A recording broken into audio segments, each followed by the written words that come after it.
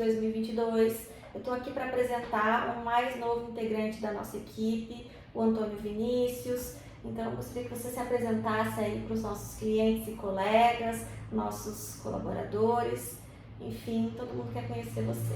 Ok. Olá pessoal, tudo bem? Meu nome é Antônio Vinícius, eu sou advogado natural de Maceió, Alagoas, mas já resido aqui em Curitiba há 2 anos. Estou me especializando na área trabalhista e previdenciária e acabei de ingressar aqui no escritório Pimenta e Jorge para contribuir de alguma forma com o trabalho de vocês. Seja bem-vindo. Obrigado. Obrigado. Então, para abrir os trabalhos, né, para a gente já iniciar agora em 2022, vamos abrir um debate aqui, certo? Sobre um tema relevante que, enfim, voltou agora na mídia recentemente, na terça-feira, que foi justamente a reforma trabalhista, certo? Como vocês sabem, a reforma trabalhista em 2017, ela alterou 115 artigos da CLT, certo? Da Consolidação das Leis de Trabalho. E o objetivo dela foi justamente tentar adaptar o mercado de trabalho a essas novas mudanças que vêm acontecendo na sociedade. Como a gente sabe, desde 1970 e 80, o mundo vem passando por diversas transformações, inclusive em relação à redução da mão de obra por conta de novas tecnologias, e isso tudo veio afetando a maneira de se trabalhar, né? Hoje em dia a gente tem diversas profissões que antes a gente não tinha, como entregadores de aplicativo, e tudo isso é muito relevante, e a reforma trabalhista veio justamente para adaptar essas novas situações, flexibilizando alguns direitos. Então, o Brasil não ficou de fora disso, tendo em vista que o mundo inteiro estava passando por reformas. Então, em 2017, inspirada na reforma espanhola, o Brasil acabou sancionando a reforma trabalhista, certo? E as principais alterações foram em relação à remuneração, à jornada, às férias, ao plano de carreiras. E eu queria que vocês abordassem um pouco esse tema, tendo em vista que na terça-feira agora, o ex-presidente Lula, que é cotado como o líder nas pesquisas para a eleição de 2022, alegou em uma live que, para 6 presidentes de centrais sindicais, ele alegou que iria revogar a reforma trabalhista. Posteriormente, ele afirmou que não iria revogar, que iria apenas, enfim, garantir direitos que a reforma, porventura, tenha extinguido. Então, eu gostaria que vocês falassem o que vocês acham disso, se é possível essa revogação, se existem outras maneiras de ser, enfim, abrandados os impactos da reforma. O que vocês acham disso?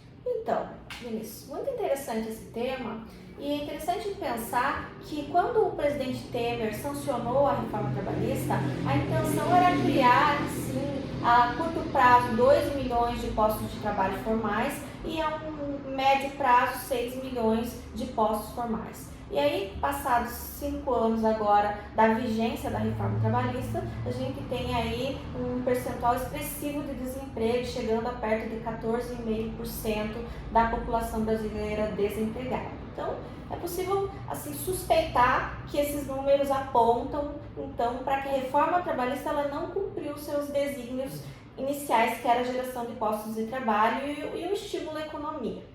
E aí, o que a gente tem? A gente tem, então, uma proposta de um presidenciável pretendendo revogar a reforma trabalhista. A gente tem que pensar com restrições a respeito disso, mas o debate sobre o tema é sempre importante, principalmente para quem atua no direito sindical, como nossa equipe, e também em favor dos trabalhadores e até mesmo do empresariado, porque garantindo os direitos dos trabalhadores, a gente promove o fomento de renda e uma estabilização de relações jurídicas e, de certa forma, propicia o crescimento da economia.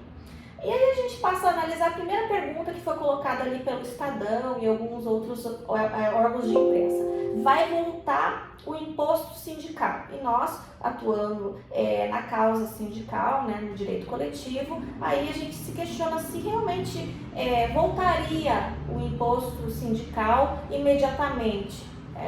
Então, é necessário ter em mente que o imposto sindical, ele não é uma bandeira defendida pelos sindicatos, porque ele acaba criando um clientelismo. O que é? O poder público repassa aos sindicatos o imposto sindical e aí os sindicatos eles ficam um tanto quanto refém dos governos e das políticas governamentais. O importante é fortalecer a atuação sindical, mas a forma como já vem sendo feita, não somente mediante o imposto sindical, mas propiciando, por exemplo, que o sindicato ele possa exercer sua atuação de fiscalização da atividade das relações de trabalho de uma forma efetiva, estando presente no seio das empresas e não um mero cala-boca. Então, por meio de isenção de custos em ações coletivas, por meio de ampliação do debate, por meio das entidades sindicais, por meio de atuação do Poder Judiciário para não refrear o direito à greve, por meio de permissivos maiores da congregação de trabalhadores, para que os trabalhadores, como um espírito coletivo, então eles possam, por meio dos sindicatos, fazer voz aos seus direitos. Isso é uma primeira premissa a ser repensada e ser incentivada. Então, não somente vamos defender a volta do imposto sindical, não é um pleito dos sindicatos, puro e simples.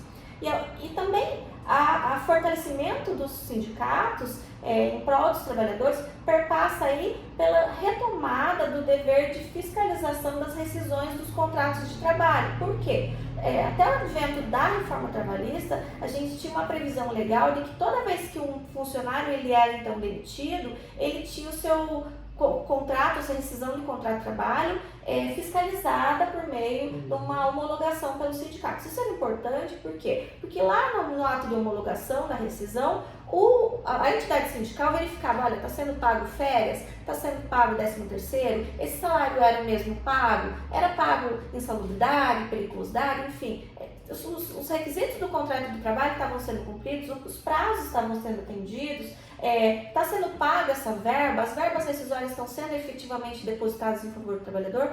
E quando a reforma passou a não exigir mais essa atuação dos sindicatos, crendo que os sindicatos eles estavam cedendo na sua atuação, o trabalhador ele virou uma voz muda, ele recebe a rescisão, muitas vezes parcelamento em várias vezes as verbas rescisórias, e isso é um retrocesso realmente. Então, são questões a serem repensadas, é um debate que é necessário reabrir aí na sociedade para que a gente possa, então, respeitando também os direitos dos trabalhadores, promover um progresso econômico. O que você acha, Mário? Então, pessoal, muito boa tarde, seja bem-vindo, Vinícius. Me chamou a atenção quando você iniciou a sua fala sobre esse acompanhamento da atualização sociológica, da normatização trabalhista. Esse era o mote, esse era o ideal, né? Trazer uma inovação acompanhando a evolução da sociedade. Só que o que acontece? Nas audiências públicas, Vinícius, a gente acompanhou apenas 6 artigos, era a proposta inicial dessa reforma trabalhista. E fomos pegos de surpresa porque 125 artigos. Então não houve um debate amplo com a sociedade. Apesar de que algumas inovações legislativas, como o teletrabalho, por exemplo, é algo que foi positivo para algumas empresas, para alguns trabalhadores, trabalhos intermitentes. Agora, o que aconteceu com a reforma trabalhista, e ficou muito claro, é que ela não atingiu o propósito de gerar empregos. E, além disso, trouxe um desequilíbrio na relação de trabalho. Então, colocou o empregador, de certa forma, numa posição maior em relação ao empregado. Cite-se como exemplo a questão da sucumbência e das custas que esse trabalhador, para buscar, de repente, um direito que foi violado, ele corre esse risco. E isso acabou desestimulando as ações judiciais, né? Então, houve desafogamento do Poder Judiciário, mas, de certa forma, o que estamos vendo hoje em dia é a precarização da relação de trabalho. Aí nós temos terceirizações, que antigamente eram consideradas ilícitas, e hoje nós temos aí várias situações onde os direitos trabalhistas estão sendo sonegados, não estão sendo pagos. Por quê? Porque, como a Karina mesmo disse, a entidade sindical, de certa forma, foi colocada de lado e agora nunca se teve tanta importância a atividade sindical como agora, né? Que a gente está verificando que esse resultado da reforma trabalhista está sendo nocivo para esse trabalhador. Claro que esse assunto aqui ele não se encerra aqui, porque a gente tem vários pontos que a gente pode tratar aqui especificamente, né, do que ocorreu na reforma trabalhista. E por isso eu conto com a ajuda de vocês aqui para a gente esmiuçar aí, né, pontos que são de dúvidas do trabalhador, como por exemplo a questão de equiparação salarial, se acabou ou não, a questão da incorporação da gratificação de função, tudo isso gera dúvida nas pessoas, nos trabalhadores, né? E isso é um tema que a gente pode debater mais precisamente. E eu já lanço aí o próximo tema, que é a possibilidade de negociação direta entre a empresa e o trabalhador. E aí fica um tema para a gente debater então semana que vem, caso vocês aceitem a proposta. E a gente se encontra aí semana que vem. Obrigado, pessoal. Agradeço sua atenção e um feliz 2022 para vocês. Um abraço, até a próxima, pessoal. Um abraço, pessoal.